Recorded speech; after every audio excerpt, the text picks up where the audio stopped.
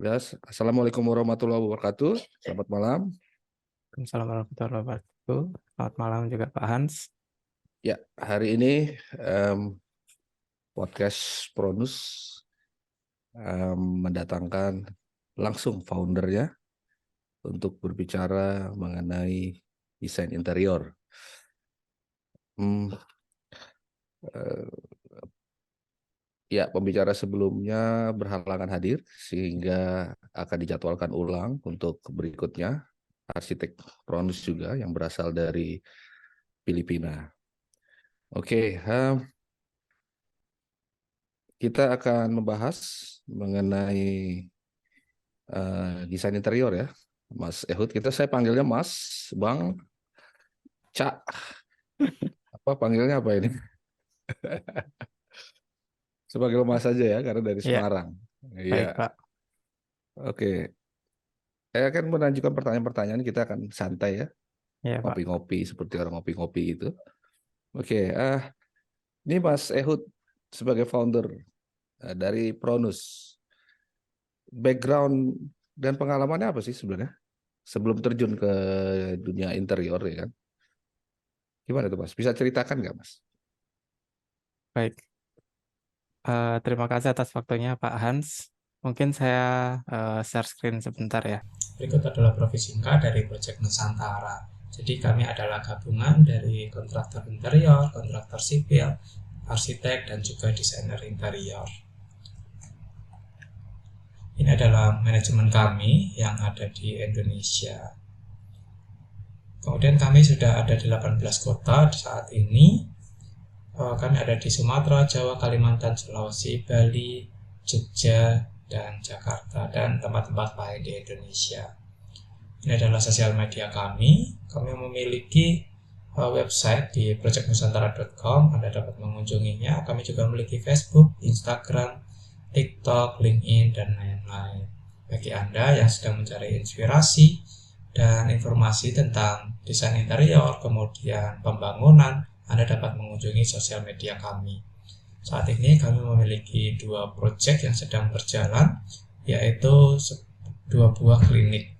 Yang pertama adalah klinik untuk Dr. Kamal, dan yang kedua adalah klinik untuk Dr. Morita. Kami memiliki juga studio desain dan engineering. Kami memiliki 20 orang yang siap membantu Anda dalam pembuatan desain dan juga perencanaan. Saat ini kami juga memiliki kantor di Semarang, itu di Exit Tol Jatingaleh. Jadi bagi Anda yang sedang berada di Semarang, Anda kami undang untuk hadir di kantor kami untuk mendapatkan penawaran-penawaran terbaru dan juga melihat produk-produk kami. Ini adalah tim survei yang kami siap melayani seluruh Indonesia secara gratis. Kemudian kami juga memiliki tim pemasaran yang dipimpin langsung oleh Bu Ratna Ika. Saat ini ada 90 orang di tim pemasaran. Bagi Anda yang ingin mendapatkan penghasilan tambahan, Anda dapat menghubungi kami untuk menjadi tim pemasaran. Kami akan memberikan fee yang sepadan. Ini adalah beberapa member di Proyek Nusantara. Kami juga sering mengadakan manajemen summit dengan klien, dengan manajemen dan juga dengan member. Ini adalah saat kami melakukan penandatanganan akad di Yogyakarta, karena kami saat ini sudah resmi menjadi PT Proyek Nusantara. Jadi bagi Anda jangan ragu untuk menggunakan jasa kami karena kami sudah resmi terdaftar di kementerian. Ini adalah produk-produk furniture kami, ada nakas, kemudian TV kabinet. Bagi Anda yang sedang mencari nakas dan TV kabinet, dapat menghubungi kami untuk mendapatkan penawaran-penawarannya. Karena ini adalah produk lockdown, jadi bisa dirakit ulang dan akan bisa dikirim ke seluruh Indonesia. Ini adalah beberapa contoh desain yang telah kami lakukan.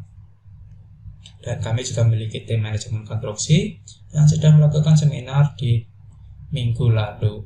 Bagi Anda yang sedang mencari tim konstruksi atau pengen melihat apa sih tim konstruksi itu, manajemen konstruksi, Anda dapat mencari video di bawah. Kemudian kami juga memiliki tim sertifikat layak fungsi. Jadi sesuai dengan Kementerian Pekerjaan Umum yang melakukan sosialisasi tentang pentingnya sertifikat layak fungsi, untuk gedung 3 lantai ke atas dan juga gedung-gedung yang fungsional seperti rumah sakit, klinik, mall, dan lain-lain. Itu membutuhkan sertifikat layak fungsi. Jadi kami tidak hanya di desain dan pembangunan, tapi kami juga mengurusi surat-surat.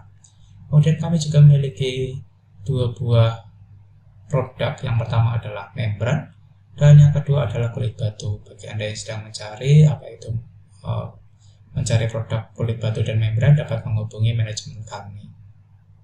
Dan ini adalah filosofi kami. Kami tidak mau seperti Embro yang membuat proyek satu persatu, tapi kami ingin seperti Pipo yang mengalirkan air, dan kami memasang pipa dulu seluruh Indonesia. Jadi ketika ada proyek itu akan diserahkan kepada member daerah.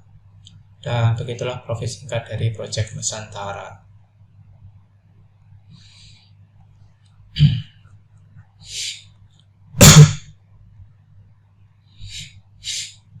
Dan ini adalah profil singkat dari desain-desain yang telah saya lakukan. Jadi saya adalah pemilik dari Dagnesa Studio yang saat ini adalah bagian dari proyek Nusantara. Ini adalah desain yang telah saya lakukan dan ini sudah dibuat, selesai pembuatannya bulan lalu. Dan ini adalah desain kantor proyek Nusantara, dulu pernah saya buat juga. Dan di desain interior ini ada beberapa style yang bisa kita temukan. Jadi kita akan bahas satu persatu. Yang pertama adalah desain dengan tema kontemporer atau modern. Jadi ini adalah contoh-contohnya desain kontemporer. Ini salah satu kamar yang ada di Palembang. Kemudian ini adalah desain dengan tema terasus. Jadi di desain terasus ini lebih mengutamakan bentuk-bentuk yang unik, yang anak muda sekali untuk penggunaan desain terasus ini. Untuk desain ini bisa banyak ditemukan di toko-toko bangunan yang terkenal untuk style seperti ini dan model-model seperti ini. Ini adalah sebuah desain kamar tidur anak perempuan yang ada di Semarang. Ini adalah desain sebuah kamar pasien rumah sakit yang ada di Kabupaten Pasir.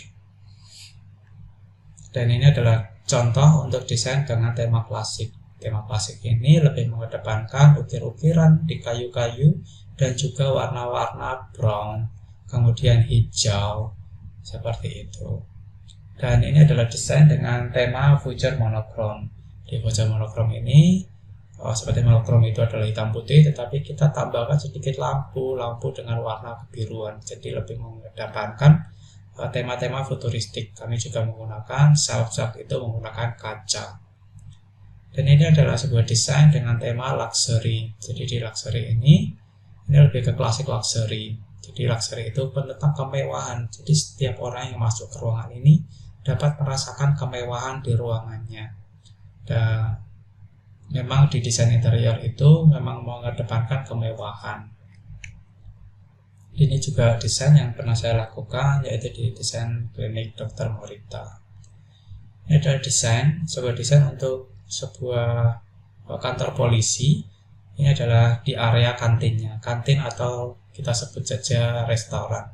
Jadi desain ini lebih terlihat elegan, kemudian orang masuk juga akan merasa nyaman karena desainnya itu bagus dan menarik. Dan ini juga bisa meningkatkan harga jual dengan desain seperti ini.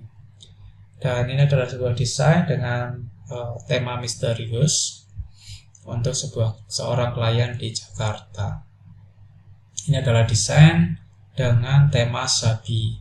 Jadi di sabi ini lebih menekankan warna-warna pasir, natural, alami, begitu, dengan abstrak. Jadi di sabi ini orang-orangnya lebih ke suka berpetualang, kemudian dia juga tidak mau dikekang, dia lebih ke orang-orang merdeka atau freedom dan merasa bebas. Jadi desainnya agak kusut gitu, kumal, tetapi untuk tema sapi seperti itu. Dan ini adalah tema luxury kembali. Dan ini adalah tema monochrome. Jadi di monochrome itu lebih mengedepankan hitam dan putih.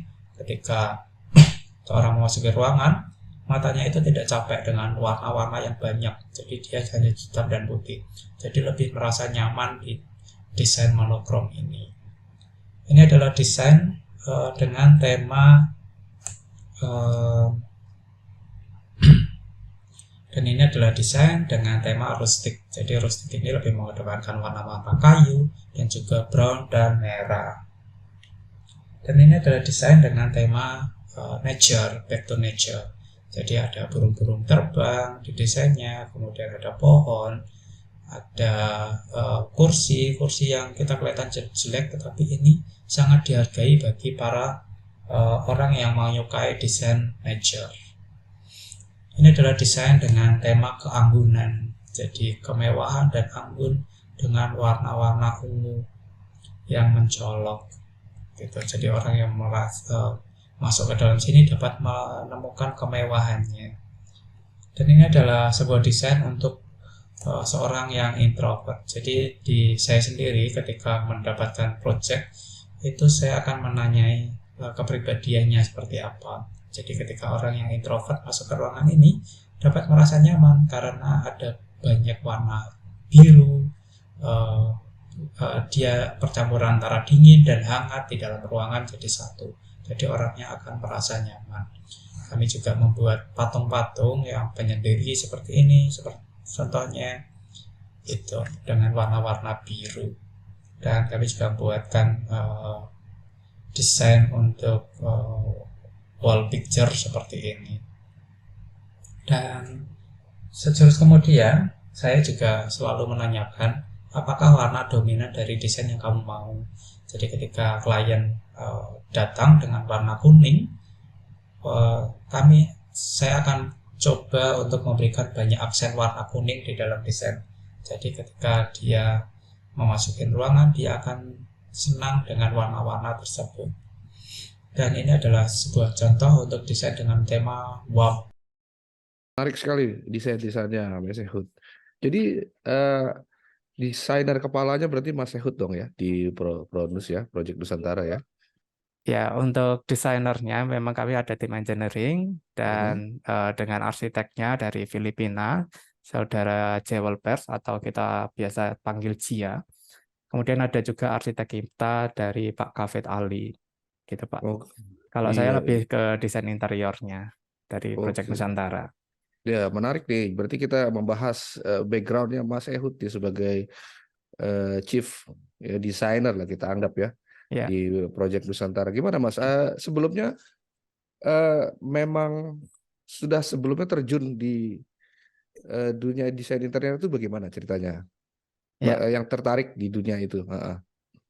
Awalnya saya dulu kuliah Pak, kuliah di Semarang, kemudian saya mengambil desain jurusannya. Kemudian saya memang dari dulu awal itu memang lebih tertarik untuk ke 3 dimensi, jadi menggunakan Oke. software 3D Max dan lain-lain. Kemudian saya masuk ke sebuah perusahaan Prancis, itu di furniture sebenarnya. Jadi saya lebih ke furniture. Kemudian ketika saya dipindah ke Cina, di sana ada rekan-rekan, dan itu malah menarik perhatian saya karena di rekan-rekan itu semuanya adalah desainer-desainer gitu Pak. Dan Oke. desainer-desainer interior. Jadi saya lebih mengarah ke interior sejak saat itu. Berarti sejak saat itu tuh sejak tahun berapa Mas jadi berkecimpung di dunia interior berarti? Kalau di 3D-nya saya sudah dari 2010, tetapi untuk Oke. di interior itu masih sekitaran 2015 itu Pak. Oke, menarik ya. 8 tahun lalu. Ya. 8 tahun ya. Berarti total sekitar 12 tahun, 13 tahun yang berkecimpung di dunia ini. Dunia Ya. 3D. Kalau Oke, di menarik. dunia udah 32 tahun, Pak. Iya, iya, menarik sekali. Kenapa Mas memilih jadi 3D artis kita sebut atau desainer 3D lah pada umumnya? Kan ada orang memilih karir misalkan di dunia teknik, di dunia arsitek, di dunia apapun gitu. Kenapa? Apa yang membuat menarik dunia 3D itu? Awalnya karena di film sih, Pak. Jadi film-film itu yang pertama kali nonton itu adalah Upin Ipin. Jadi gimana sih Oh iya. caranya bikin Upin Ipin tuh? Dan Oke. di kampus ternyata difasilitasi dengan animasi. Jadi Oh pembuatan iya, iya. karakter seperti Upin Ipin gitu. Tapi saya lebih nyaman untuk berada di eksterior, jadi rumah, kemudian di interior juga. gitu Pak. Oke, berarti influence dari Upin Ipin ya, berarti ya. Iya Pak. Iya menarik, soalnya Upin Ipin itu juga apa tuh namanya kalau bilang kita di kebudayaan ya, itu Mm. memang banyak mempengaruhi. Dulu Indonesia kan punya Unyil, punya ya kan Pak Ogah, tapi kan hilang habis itu apa. Anak-anak Indonesia akhirnya nontonnya Upin Ipin ya. Lebih ke Ya, opinion. jadi ya ada positifnya juga gitu berarti kan online itu kan tiba-tiba mendadak desainer kan. Jadi dia merasa baru pegang SketchUp 1 bulan tiba-tiba sudah jadi merasa diri jadi desainer gitu. Menurut Mas Ehud gimana? Seorang 3D desainer itu bisa berangkatnya dari mana untuk sebagai langkah awal? Mungkin apa namanya penonton kita nih ada yang tertarik mungkin mencoba menjadi 3D designer seperti itu, Mas. Gimana, Mas? Mulai awalnya. Ya, untuk pemulaiannya pertama memang harus memiliki komputer yang canggih. Kemudian untuk pembelajarannya lebih baik memulai dengan belajar dulu Pak di kampus. Soalnya kalau otodidak Oh, iya itu iya. pasti nanti malah harganya kita malah jatuh-jatuhan. Jadi lebih baik Oh, belajar oke dulu oke. di kampus dengan benar. Kalau bisa ke fakultas teknik sekalian atau ke arsitek Mhm, atau ke desain interior. Soalnya untuk dasar-dasar itu memang penting. Walaupun kita bisa untuk ngerender dengan kualitas bagus seperti itu, mhm. tetapi kalau kita tidak punya dasar, nanti harganya juga pasti akan jatuh. Orang juga tidak akan Oh, percaya oke. kepada kita, Pak. Gitu. Jadi tips yang pertama itu ya memang harus berangkat dari akademisi ya. Ya, Lebih cocok seperti itu ya. ya, Pak. Oke, menarik menarik sekali, Mas. Terus ini ada gimana? Setelah berarti memulai karir sebagai apa tuh namanya 3D. Nah, saya tanya nih sekarang, sudah berapa tahun? 13 tahun ini suka dukanya gimana, Mas? Menjadi seorang desainer 3D itu, Mas. Bisa cerita nggak? Bisa sharing ke kita? Ya, ya suka dukanya mungkin kalau waktu sudah lembur-lembur kerja susah payah ternyata malah zong nggak dibayar, Pak. Itu berkali-kali ketika Tipikal ketika Indonesia ya. ya ketika Tipikal masih muda Indonesia. gitu kita Aha. masih ngumpulin portofolio dan lain-lain, tapi ya kita Mhm. pengen sih sebenarnya untuk ngambil portofolionya aja dan Mhm. bilangnya Betul. oke Pas ini ngecek dulu 1-2 kali render Mhm. aja nggak apa-apa, ternyata lenyap, gambar sudah dikirimkan orangnya lenyap gitu Hmm, Pak. hmm, hmm, hmm, Itu suka dukanya ya. Lebih banyak ke situ ya, ya Mas ya. Iya, tapi kalau sukanya ya ketemu dengan rekan-rekan sekalian kayak Pak Hans, Pak Kavin, Hmm, hmm, Pak hmm. Edi gitu Pak, sehingga kami bisa jadi Project Nusantara. Iya, Sukanya iya. sih situ. Berarti itu kita harus sampaikan juga nih lewat podcast sini ya. Tolong ya para klien-klien ya bahwa menghargai hasil karya seorang 3D artis gitu ya kan. Ya, Memang kan banyak orang berpikir ah gampang paling cuma coret-coret gitu doang. No no no no, nggak seperti itu gitu loh ya kan. Itu kan juga butuh waktu ya kan. Kadang kala orang harus tahu ini kita memberikan effort untuk sebuah karya kan berarti nggak bisa juga langsung dapat terus kabur gitu ya kan. Kan seperti itu ya Pak ya. ya, Terus juga dihargai murah murah murah ya. Ya berbeda, orang kan ada pengalaman, ada background, apalagi yang akademisi, ya kan. Jadi kalau mungkin bisa ditanya kenapa tuh bisa murah, mungkin Mas Ehud tuh bisa jawabannya Mas Ehud tuh bisa ini menjadi tolak ukur ya. Backgroundnya apa ini orang akademisi kah, kuliah kah memang 3D atau yang hanya kita katakan freelance yang otodidak seperti itu ya pasti lebih murah kan. Tapi kan pertanggungjawabannya juga eh, apa tuh namanya tidak seperti orang yang sudah berkecimpung secara akademisi gitu kan Mas ya, Ehud. benar Pak. Memang Mhm. kalau kita punya gelar atau akademisi di situ, memang pasti nanti akan harganya akan mengatur sendiri. Dan terutama untuk portofolio, Pak. Semakin tebal Mhm. portofolio kita, semakin banyak, nanti kita akan semakin dihargai oleh orang. Gitu, Pak. Oke oke oke ya ya. Nah Mas Ehud Itu ada desain yang ini nggak selama berkarir desainer itu selama 13 tahun yang unik yang menjadi tantangan Mas Ehud di dalam mendesain sesuatu yang baru gitu. Mhm. Ya, untuk desain yang unik yang menjadi tantangan itu adalah seorang klien dari Hong Mhm. Kong. Hong Kong ya. Ya, Mhm. dulu tuh Gimana memang tuh ceritanya? di Indonesia itu memang belum terlalu kuat untuk AR-nya, augmented reality seperti Pokemon gitu. Hmm. Tetapi orang Hong Kong ini memaksa saya untuk membuat itu. Jadi itu mempunyai tantangan sendiri dan itu pengerjaannya sampai dulu tuh saya harus ke Fosan, untuk tidur di tempat dia selama 3 hari. Oh ini waktu itu masih di ini Masih ya di di Cina, Tiongkok ya. ya Oke, masih di kondisi. Tiongkok. Benar-benar. Terus diculik lah ceritanya ya. Ya, 3 hari itu sampai tidur di tempat dia, nggak tidur sama sekali 3 hari. Oh, Dan itu aha, kami membuat gunung, Pak. Jadi satu gunung itu, aha. ketika gunung itu di-scan, ada scannernya, dan kita Oh, scan nanti ada muncul sesuatu seperti animasi, oh gitu. goyang-goyang atau gimana. Nanti itu bisa difoto dan video. Jadi secara virtual, gitu, Pak. Dan itu memang tantangan. Culik ya Mas ya di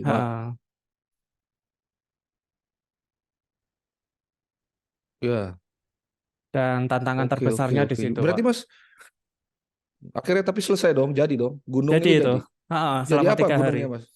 Jadi tetap jadi gunung, tetapi kan itu ada orang-orang jalan gitu. Orang-orang jalan Oh, menguturi gunung. animasi. Oke. Ketika dia sampai di pos 1, dia Nah, scan barcode, kemudian ada animasi yang muncul, gitu, Pak. oke, oke. Berarti itu Mas secara garis besar 3D itu dia apa aja tuh Mas softwarenya Mas yang Mas selama ini pakai secara general lah ya. Dari kan Baik. apa aja tuh Mas? Mungkin bisa sharing juga software-softwarenya. Untuk software, yang pertama yang harus dikuasai untuk 3D designer lebih baik adalah AutoCAD dulu, Pak. Jadi AutoCAD AutoCAD tuh 2D ya 2D dan hanya. 3D. Oke Jadi ketika ya. kita sudah menguasai AutoCAD, itu lainnya nggak terlalu susah lah. Dan kalau Mhm, yang paling mudah itu adalah SketchUp. mhm. Kemudian nanti kalau animasi itu menggunakan 3D Max dan Blender. Tapi untuk interior Ready. sendiri itu Mhm, lebih menggunakan 3D Max dan juga V-Ray. Kemudian untuk kain-kain dan bantal, kemudian mhm, bed itu bisa menggunakan Marvelous. Marvelous memang diciptakan khusus mhm. untuk pembuatan kain, gitu, Pak. Oke, berarti itulah ya dicatat Hmm. itu buat ini kita ya, buat pendengar kita bahwa itulah eh, software-software yang secara general dipakai di dunia 3D ya Mas ya. Ya. Mhm, Dan untuk AR sendiri, kalau AR itu biasanya menggunakan Spark, kemudian Assembler. Kemudian mhm. kalau di Assembler. China itu dia pakainya WeChat AR gitu. Dia punya aplikasi Oke. sendiri gitu, Pak. Mhm, mhm. Terus Mas apa tuh namanya? Kalau Mas gayanya tuh gimana? Gaya desainernya gimana? Kalau bisa diceritakan. Mhm. Stylenya tuh gimana? Kalau musik kan ada genre kan, ada genre rock, ada genre pop, ada jazz gitu kan. Kalau di dunia desainer, Mas Ehud sendiri, stylenya lebih kemana Mas? Kalau saya lebih mengikuti dari keinginan klien, Pak. Tetapi kalau di Mhm, interior itu memang ada beberapa style. Yang mhm, pertama adalah kontemporer atau kontemporer, modern, kemudian klasik, ada juga mhm. sabi, kemudian bohemian, atau kalau Pak Hans itu kan sering menggunakan desain Skandinav. Jadi Oke, Skandinav gitu atau rustik. ya, Kalau Pak Hans lebih ke rustik dan Skandinav. Kalau Pak yes. Kafet itu biasanya lebih ke modern dan luxury. Luxury kadang juga klasik gitu, Pak. Jadi Hmm, kalau Pak Edi sendiri biasanya langsung ke modern atau kontemporer. Jadi kita harus benar-benar ngikutin kemauan klien. Klien mau kemana sih arahnya? Jadi untuk hmm, Pak An sendiri pasti beberapa kali desain dan itu mhm. temanya rustic gitu, Pak. Oh, iya, iya. Tapi dari beberapa klien yang paling banyak itu apa biasa ininya, arahnya, desainnya tuh kalau di Indonesia, kalau Mas Ehud selama Ya, ini. kalau lebih seringnya di modern kemudian di luxury, Pak. Luxury atau mewah gitu, Pak. Karena Oh, mhm. kalau yang desain itu kan desain interior itu kan lebih ke kemewahan. Jadi orang kalau masuk ke rumah pengen dilihat mewah, bagus. Jadi temanya adalah luxury. Tapi saya sendiri lebih memilih untuk kontemporer sih Pak, atau modern aja. Itu lebih Oke. bagus. Lebih mudah juga penggunaannya, soalnya dia lebih kotak-kotak gitu. Lebih mudah karena pengalamannya kan 13 tahun ya. Ya. Jadi lebih mudah kan, berbeda kan sama orang yang lebih mudah karena apa namanya baru ya kan. Kalau yang baru pasti sulit sekali. Mas kalau ngerjain tuh berarti ini dong ya, sering begadang dong. Iya Pak. Mengerjakan render-renderan itu ya. Biasa manusia seniman tuh biasanya begitu. Kurang tidur biasanya. Betul ya Mas ya? Iya Pak. Untuk hari ini saja juga sangat kurang tidur ini. Jadi minim-minim itu tidur jam 12, kadang sampai jam 2 juga. Dan beberapa hari lalu juga sampai 2-3 hari nggak tidur. Tapi ya sudah biasa karena memang jamnya berbalik-balik. Karena saat ini saya juga masih bekerja di sebuah perusahaan Prancis, jadi ya jamnya kebalik-balik. Karena mereka juga ketika kami pulang kan mereka masih istirahat makan siang. Ketika kami datang, Oh kami pulang ke iya. rumah, mereka juga kadang masih ngirim-ngirim file supaya untuk dikerjakan. Jadi ya Oh waktunya iya, gitu, iya. Pak.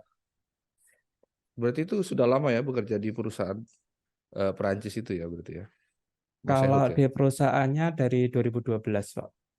Oh, oke cukup lama ya. Berarti dengan Pronus Project Nusantara berarti kesibukannya cukup bertambah ya. Makin begadang berarti dong ya. Kalau yang penting dibayar, Pak. Kalau dibayar, oke lah, ayo. Oh iya.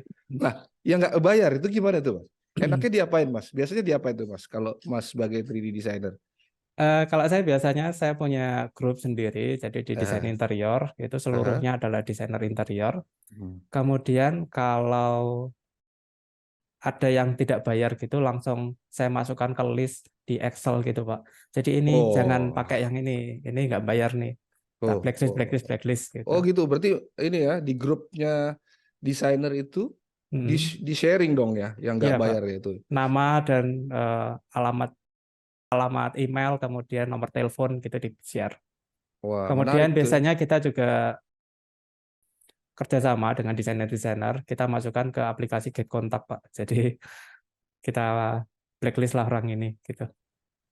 Jadi kita tandai sebagai tidak bayar klien buruk gitu. Itu berarti buat no, oh ditandai ya. Mungkin ditandai R gitu ya. Ya, R itu rese biasanya kliennya. Jadi untuk para pendengar kita ya, jadi Anda itu nggak bisa lari. Jadi Anda itu sedang ditandai sebenarnya oleh para desainer dan desainer itu kan di Indonesia berarti kan luang lingkupnya kecil ya kan? Ya. Ya kan, ruang lingkupnya kecil berarti apa nama-nama para klien yang apa kita sebut klien-klien seperti itu ya, yang melarikan diri itu sebenarnya eh, sudah diketahui oleh para desainer-desainer. Jadi ya di blacklist ya, berarti kan? Ya, bahasa lain di Heeh. blacklist, Pak.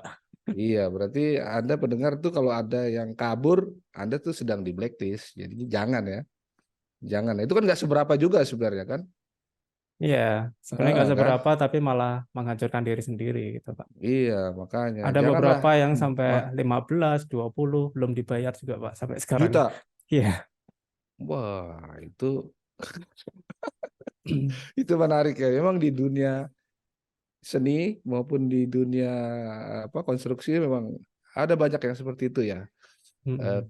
Klien-klien yang lari dari tanggung jawab sebenarnya jatuhnya seperti itu ya. Ya. Nah, jadi Mas gimana? Kalau kita bicara seperti itu, eh, triknya gimana sih? Tipsnya, triknya supaya kita terhindar dari klien-klien yang tidak bertanggung jawab itu. Kan kita kan nggak tahu dari awal. Dari awal kan biasanya manis ya kan. Awalnya kan oke gitu ya. Tapi kita kan nggak tahu ke belakang. Nah, untuk menghindari seperti itu tuh gimana Mas? Ada tipsnya nggak? Ada ininya nggak? Ya, Biasanya untuk gimana? sekarang sih tipsnya ya, kalau saya sekarang lebih dibayar tunai di depan, Pak. Jadi Berapa apapun persen? Full, pekerjaannya 100%. full 100%. Tapi kalau Oke. kliennya memang agak susah sekali, oke lah 50% gitu, Pak. Tetapi untuk sekarang saya lebih prefer kalau full saya kerjakan duluan gitu, Itu Pak. yang baru apa yang sudah? lama? Maksudnya kan klien ada dua kan, ada yang Ya, klien baru atau klien lama. Ini klien baru berarti ya kita bicara kalau ya. klien baru kita langsung Mhm. fullkan, tapi kalau klien lama nggak apa-apa lah, nanti di akhir nggak masalah gitu Pak. Karena sudah Oke. kenal juga. Oke. Berarti Hmm, untuk klien baru, mohon maaf, Anda harus bayar 100% di muka ya kan, karena apa tuh namanya, sudah begitu SOP-nya. Lalu yang kalau Anda sudah pelanggan, baru 50-50 lah ya, 50 di depan, baru setelah itu 50% di belakang oke, gitu Pak. gitu. Dan selama ini cukup efektif ya Mas ya, Iya, untuk cukup menghindari efektif. klien-klien. Oke, Hmm. oke. Biasanya alasannya apa tuh Mas? Orang itu biasanya alasannya apa tuh? Kenapa nggak kabar? Apa tiba-tiba langsung cus putus gitu aja, bagaimana? Alasan utamanya sih ini tak sampaikan dulu ke klien, soalnya kan Oh, jadi ini rata-rata pihak pihak kedua berarti? Pihak, ya, oh, broker lah maksudnya ya, bukan dari end usernya, bukan dari kliennya langsung ya berarti ya, yang soalnya banyak berarti. rata-rata yang membuat desain gitu adalah perusahaan kontraktor interior Pak. Jadi kontraktor interior itu menyerahkan desainnya ke klien, kemudian kliennya agak reseh gitu, terus dia nggak terima uang juga, akhirnya desainernya juga kena imbas gitu Oke, Pak. itu yang biasanya di lapangan begitu yang biasa terjadi ya. Mm-mm. Nah, tapi Oke. ya ada beberapa klien yang bagus sekali, walaupun desain tidak disetujui tetap dibayar Pak. Gitu. Contohnya dari Adelia gitu. Tetap tidak setujui tapi tetap bayar. Iya, itu lebih Oke. bagus. Oh, itu menarik ya kalau ada klien yang amanah seperti itu ya. Ya. Gimana Mas Ehudnya? Seterusnya gimana? Rencana ke depannya bagaimana nih?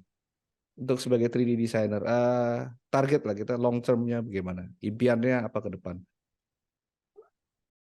Kalau impian saya tetap di proyek Nusantaranya sendiri Pak untuk mengembangkan ke depan. Oh, Karena kita juga tidak bisa untuk berdiri sendiri sendiri. mhm. Jadi arsitek, kemudian interior designer, dan kontraktor itu tidak bisa untuk berdiri sendiri. Jadi kita harus membuat suatu perkumpulan. Tapi kalau diperkenankan, kemungkinan nanti setelah selesai, Mhm. selesai dalam arti di Indonesia Mhm. sudah selesai, kemungkinan saya akan ke luar negeri, Pak. Antara ke Australia atau ke sekitaran Kanada mungkin, atau Amerika, gitu. Untuk ke Pensiun depan itu. seperti itu. Ya, pensiunnya di sana, Pak. Wah, menarik ya. Atau Jauh New juga ya Zealand. pensiun. Wah, New Zealand ya. Ya. Negara Kiwi ya. Wah, menarik itu. Menarik sekali, Mas. Kira-kira Karena umur berapa tuh? Umur berapa kira-kira? Akan ada orang target pensiun umur berapa? kemungkinan di 45-an, Pak. 45 Wah, sudah ke mungkin ke New Zealand. oh, berarti udah 10 tahun lagi ya. Ya, Berarti ya. 10 atau 12 tahun lagi ya. ya. Iya, iya, iya.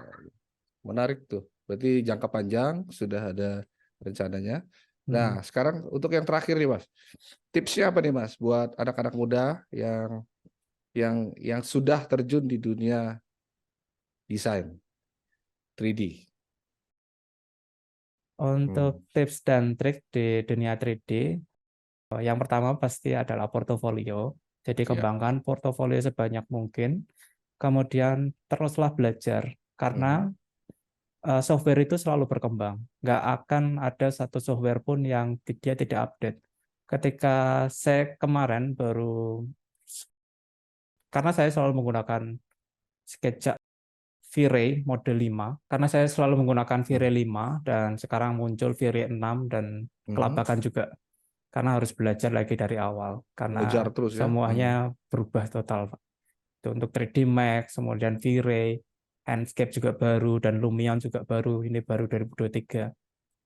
Tapi dari semua software itu memang lebih cepat, semakin lebih cepat. Karena dulu ketika Hmm. awal itu untuk merender itu bisa 1 malam. Ya. Tetapi dengan sekarang sistemnya banyak yang PBR seperti Hmm. Enscape, kemudian Lumion, itu jauh lebih cepat dan itu Mhm. real time renderingnya. Gitu, Pak. Oke, berarti sekarang ada lebih ini ya, waktunya lebih cepat ya, daripada di masa berapa tahun lalu ya, berarti kecepatan untuk merender ya. Iya, Pak. Kalau dulu untuk Mhm. video gitu 720 aja sudah bagus atau 1080. Kalau sekarang 1080. ada yang 4K, ada yang 8K, 8K dan itu memang butuh komputer Hmm. yang besar terutama dan juga untuk Hmm. software-software kita harus update terus mengetahui apa sih yang baru softwarenya gitu, Pak. Iya, iya, iya. Nah, eh, sekarang kan era digital kan sudah mulai selesai. Begitulah kata pengamat ya. Sekarang kita masuk ke dunia AI, artificial intelligence, seperti itu. Intelligence. Nah, menurut Mas Ehud, posisi 3D designer itu terhadap perkembangan AI di masa depan tuh gimana, Mas? Apa punahkah ininya maksudnya profesi itu atau malah semakin atau sebaliknya gitu loh, Mas? Malah semakin mendukung profesi sebagai 3D designer, Mas. Gimana menurut Mas? Baik, Mhm. untuk AI sendiri memang itu akan mempengaruhi para desainer. Untuk sekarang yang paling terpengaruh itu adalah 2D designer, umpamanya layout dan juga leaflet seperti Mhm. itu. Karena semuanya sudah pada AI. Kemudian video juga mulai tergerus. Tetapi sebagus apapun AI, itu tidak Mhm. akan lebih bagus daripada manual. Jadi memang Oke. manual itu lebih diutamakan, Pak. Contohnya seumpamanya pelukis. Kalau Mhm. sekarang ada yang namanya DALL-E, itu bisa Mhm. membuat lukisan dalam waktu 3 detik. Wah, Tetapi untuk lukisan yang mahal sekali, ya. seumpamanya Avandi atau Joko Santoso, itu sampai Mhm. 1 miliar, 2 miliar Pak harganya. Nggak yang Ya, ecek-ecek gitu. oh itu yang manualnya maksudnya ya, generasi Mm-mm. masih kuas ya, set set set Iya. gitu. Tapi memang Oke. manual itu lebih bagus, Pak. Dan karena di manual itu kita mengetahui seumpamanya dasar-dasarnya, Mhm. ilmunya, itu jadinya pasti akan lebih bagus. Tapi untuk desain interior sendiri, ada beberapa keuntungan ketika kita Ya, ada AI. Jadi kita bisa mencari ide dulu. Yang terpenting itu adalah ide. Jadi ya. ketika kita buat sebuah gambar di AI, itu Mhm. ada semuanya re-render, Iya, kemudian iya. ada juga di DALL-E. Itu Mhm. kita di situ hanya mencari ide, Pak. Karena Oh, idenya itu sketsa di ya, sana, sketsa materi. ya, di Kadang-kadang sana kan itu, dia lari kemana-mana gitu bisa gambarnya kan. ya, idenya itu original. Jadi Hmm. bagusnya di situ untuk AI. Jadi tapi untuk Wah, setelahnya kita harus benar-benar manual, Pak, untuk iya. gitu. Berarti tetap membutuhkan apa tuh namanya cara-cara apa konvensial ya daripada sekarang orang bilang AI, everything is AI ya. Ya, Ada di untuk dalam saat ini sendiri untuk software, ada software yang namanya Canva. Mungkin Pak Hans mm, tahu atau ya rekan-rekan lainnya Canva. tahu. Untuk sekarang yang benar-benar desainer itu nggak pernah gunakan Canva, Pak. Jadi kita masih Oh, push diri sendiri untuk menggunakan Adobe Illustrator atau Corel Draw. Soalnya kalau Canva itu memang terlalu mudah. Dan di situ mhm. lebih ke template sih, Pak. Jadi desain satu dan desain lainnya Ya tidak bisa instan ya, dibedakan. instan ya Mm-mm. betul. Jadi untuk benar-benar really designer itu usually kita nggak menggunakan itu untuk Canva. Ya, Gitu, ya, Pak. ya. Wah menarik sekali. Ini kita berbicara di dunia desainer ya, 3D designer. Jadi pengalaman Mas dulu yang apa sebagai 3D designer yang manual ya kan sampai lebih kompleks sampai sekarang ke AI ya kan arah dari apa tuh namanya tren ya kita bilang ya arah tren dari 3D tersebut Mas. Gimana sebagai penutup Mas untuk Mas dan Pronus Baik, harapannya di Project Nusantara. baik. Untuk harapan ke depan sih tim Project Nusantara untuk tim engineeringnya semakin solid karena Ya. pekerjaannya itu tidak hanya satu atau dua, tetapi itu ada banyak sekali dan juga untuk saingan-saingan kita juga banyak sekali. Jadi saya mengundang untuk rekan-rekan yang mempunyai Mhm. komputer atau mempunyai perangkat yang bisa digunakan dan mempunyai kemampuan untuk belajar dan juga untuk berkembang diri lebih lanjut, bisa masuk ke dalam tim Engineering Project Nusantara. Nanti di situ kami akan berikan skill-skill yang diperlukan. Saya bisa mengajar di desain interior, kemudian ada Pak Kafid yang bisa mengajar di desain Yang eksteriornya. Project Nusantara itu sebenarnya kampus ya, tempat orang berbagi pengalaman, orang buat berbagi ilmu, entah itu dari 3D designer ataupun dari civil engineering seperti itu ya. Ya Mas Ehud ya. Ya, kami juga ada di tim pemasaran Pak, yang itu juga Hmm, diberikan wejangan-wejangan kepada nanti akan dipimpin oleh Bu Ratna untuk hmm. pembuatan untuk memasarkan produk, dan itu juga ada Pak Seto di tim marketing Project Nusantara. Gitu Pak. Nanti kita akan berikan seminar-seminar yang akan membantu bagi rekan-rekan yang bergabung di tim pemasaran juga. Gitu. Oke, menarik sekali. Jadi nanti akan diberikan nomor telepon di description-nya ya Mas ya untuk menghubungi kalau ingin menjadi member dari Project Nusantara, lalu bergabung dalam tim kita dengan berbagai macam background ya kan Mas, mulai dari desainer, teknis, arsitektur, betul ya Mas ya gitu ya. Ya, Apalagi itu tadi yang disebutkan di awal ya, untuk berhubungan dunia properti, real estate, konstruksi gitu. Ya Mas ya. benar.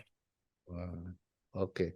Mas Ehud, terima kasih untuk penjelasannya dari awal, menarik sekali. Jangan lupa juga buat para pendengar kita akan ada siapa lagi tuh Mas Ehud yang akan kita undang di dalam podcast kita ini, menarik soalnya. Ada yang level nasional ya, saya dengar Baik. ya. Untuk minggu depan itu nanti kita akan berkenalan lebih lanjut dengan Pak Munir, Munir Oh, Fauzi, itu dari Karya Tangan, yang wah, beliau luar sudah biasa. terkenal sekali di daerah Jabodetabek, dan beliau juga seorang YouTuber dan memulai karir dari nol sampai saat ini mempunyai ratusan karyawan Iya. yang bekerja di Karya Tangan. Kemudian minggu ketiga nanti kita akan berkenalan dengan Pak Dodi. Beliau seorang Muslim yang arsitek Muslim yang mensedekahkan 1.000 desain masjid di seluruh Indonesia. Wah, Jadi menarik sekali itu. ilmu-ilmunya itu sungguh menarik. Kemudian Ya. yang di minggu keempat kita akan berkenalan juga lebih lanjut dengan Pak Kim. Pak Oh, Hakim ini juga arsitek, dia lebih ke masjid modern, dan desain-desain masjid itu sudah digunakan di seluruh Indonesia juga. Kemudian di minggu kelima nanti kita akan berkenalan dengan seorang founder dari mhm. Yoga for Arts. Itu Wah, iya, iya. YouTuber yang saat ini lebih fokus untuk tutorial, dan pengikutnya terbanyak. Jadi tutorial terbaik di Indonesia adalah Pak Yoga, Mhm. Yoga for Oh, Arts. Yoga for Kemudian untuk Arts. penghasilannya sendiri 1 bulan dari YouTube itu sudah mencapai 170-an juta Wow. dari YouTube itu sendiri. Jadi nanti kita akan kenal lebih lanjut dengan Pak Yoga dari Ya. Lampung. Mhm. Beliau juga seorang master di komunitas, untuk di komunitas kecap Nusantara beliau sangat terkenal. Dan sampai di luar negeri pun orang-orang memakai Mhm. tutorial beliau untuk belajar Lumion dan lain-lain. Dan untuk Mhm. bulan Mhm. depan kita akan kedatangan Pak Andi Rahman, seorang, Wah, Pak Andi Rahman ya. benar Pak. Jadi Pak Andi Rahman itu seorang arsitek yang terkenal, dan dia hampir setara dengan Pak Ridwan Kamil, Pak. Ya. Dan kami untuk ke depan kemungkinan kami akan mengundang Pak Ridwan Kamil juga. Gitu, Wah, Pak. menarik sekali. Jadi para pendengar kita ya, bahwa Pronus itu bukan kaleng-kalengan ya. Jadi pembicaranya yang datang juga levelnya juga luar biasa. Ada background yang jelas, lalu ada karyanya jelas, juga sudah punya nama di Indonesia. Nah, Pronus ke depannya juga selain program ini juga akan ada program-program pelatihan juga. Jadi kita sudah lengkap. Jadi silakan ya, kalau yang ingin mendaftar sebagai member kita, silakan mendaftar dengan tangan terbuka. Kita membangun network. Kan kita Pronus Project Nusantara itu kan sudah 18 ada di 18 provinsi ya. Berarti kita akan lebih berkembang lagi, merangkul, lalu kita akan membuat banyak progres ke depan, pelatihan dan segala macam, sharing di dalam komunitas ini. Seperti itu ya Mas Ehud ya. Iya Pak, untuk ke depan visinya kita ke sana. Memang saingan kita kalau di Indonesia itu lebih besar adalah Emporio, tetapi Emporio di desain itu dia tidak memiliki tim bangun, tetapi di kita lengkap Pak. Mhm. Ada tim Betul. desain, kemudian tim bangun, ada MK, ada sertifikat layak fungsi, dan tim Mhm. pemasaran juga Pak. Kita lebih lengkap gitu. Wah, ya menarik. Oke, terima kasih Mas Ehud sudah menjadi pembicara hari ini. Terima kasih juga buat Bapak Ibu sekalian yang sudah hadir di dalam podcast kita malam ini. Kita akan lanjutkan, tetap stay, kita punya online Facebook, ya kan? Di situ akan ada berita-berita mengenai Pronus dan promosi-promosi tentunya. Terima kasih semuanya. Selamat malam. Assalamualaikum warahmatullahi wabarakatuh. Selamat malam, terima kasih.